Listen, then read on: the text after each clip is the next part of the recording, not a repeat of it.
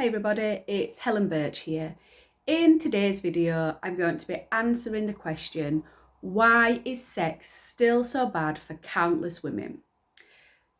Stigma, shame, menopause, fertility fears. Welcome to the world of sex from a woman's perspective. In today's video, I'm going to be talking about the orgasm gap, what it is, why it happens, and what we can do to close the gap. Women Get Worse Sex is the title of a new paper published in the journal Perspectives on Psychological Science 2022.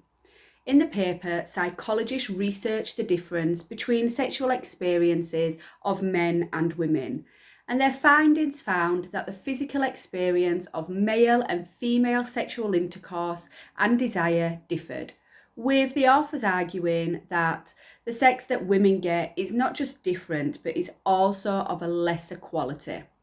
Aside from the obvious physical differences in sexual experience, stigma and negative associations with sex are also some of the additional reasons why there continues to be a gender gap in sexual desire and experience. I'm Helen Birch, a sex therapist and hypnotherapist, and I suggest that one of the reasons men and women experience sex differently is due to cultural influences, which actually has very little to do with our biological makeup. Many women, regardless of their background, have some form of shame and fear attached to sex and sexual pleasure. Men don't have that same level of shame, fear, and guilt attached to sex. Society tells men and women how they should behave when it comes to desire. Women are still taught that their sexuality is bad and that feeling or being sexual is something to be ashamed of. Any sex education that happened at school was always around contraception, periods, and STIs.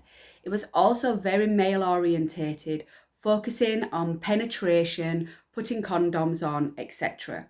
There is no discussion of pleasure and enjoyment. By focusing solely on reproduction rather than pleasure, shame has become internalized and reinforced generation after generation. Changing the definition of sex will increase libido and enjoyment and can also alter society's narrow view surrounding the sexual experience of both men and women. So I suggest that we need to challenge what great sex is. Great sex is intimacy, sensuality, touching and kissing. By extending your definition of sex, it opens up more opportunities for sexual experience. A person might not be in the mood for intercourse, but might be open to other things. It also places pleasure as the priority. Sexual pleasure is a mix of desire, arousal, and sensuality, and it can be physical and psychological, shared with another, or by ourselves. Being aroused is also a gradual process that can begin a long time before any sexual activity happens. Throw out the old, outdated ideas of what sex is that we have inherited and instead create new expectations of pleasure and enjoyment for yourself. Reducing the gender gap in sexual desire requires breaking the shame cycle and realizing that sexual pleasure is inherently a human instinct. The sexual double standards women experience are not readily implied for a man, with women potentially enjoying the experience less simply due to the stigma attached to it. Adding to that the understanding that sex is inherently less enjoyable for a woman than a man because of the gender gap and the orgasm gap. There is a huge difference between genders, particularly regarding orgasms, and this is definitely shown in heterosexual relationships. This is because cultural norms place a man's orgasm above a woman's desire. Foreplay is essential to igniting sexual desire. I encourage everyone to listen and act on the sexual impulses of their body during intimacy, as this is essential for a healthy body, a healthy mind, and it regulates the body's natural chemicals.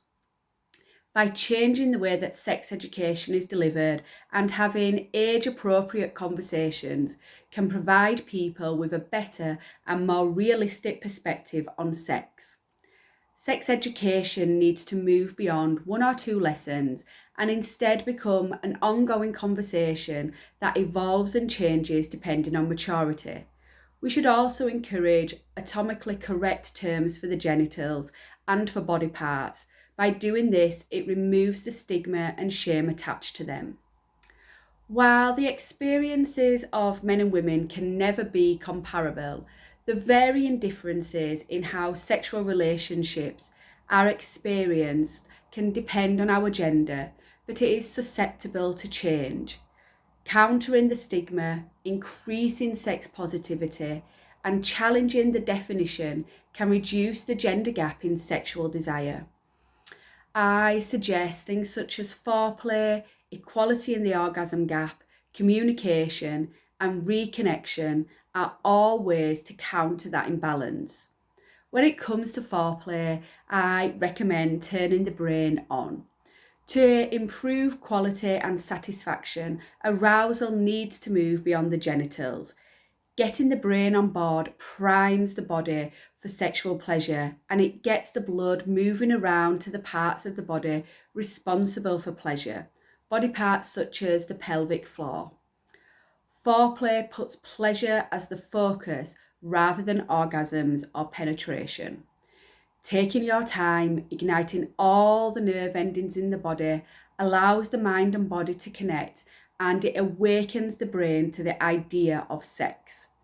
Communication in all relationships is key, considering nothing will improve if we don't talk to each other. We can't read our partner's mind, talk about what works and what does not work, and work together instead of blaming each other. It is not selfish to want pleasure, it is only fair. Communication is especially important to narrow the orgasm gap. Additional stress, anxiety, and depression can be key factors that can reduce sex drive. Manage these feelings through meditation, through mindfulness, or through exercise. In fact, exercise helps hormone balance and improves self-esteem and body confidence, making us more comfortable with our own bodies. A high or low libido can depend on many things, but as hormones play a key factor, a woman's sex drive can fluctuate more readily as our hormones change during peri to postmenopause. You need to be reconnecting with your body, not just your sexuality. Your sensual self involves moving your body, giving and receiving touch, dancing, and any other forms of self-care which bring you pleasure. In order to close the gender gap and the orgasm gap, you need to find something that brings you the confidence and happiness. So I hope you've enjoyed this little video today. I do offer free consultations and I will leave the link in the description box below.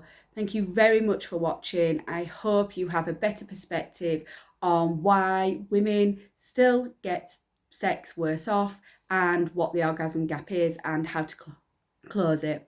Thank you very much for watching. Take care. Bye.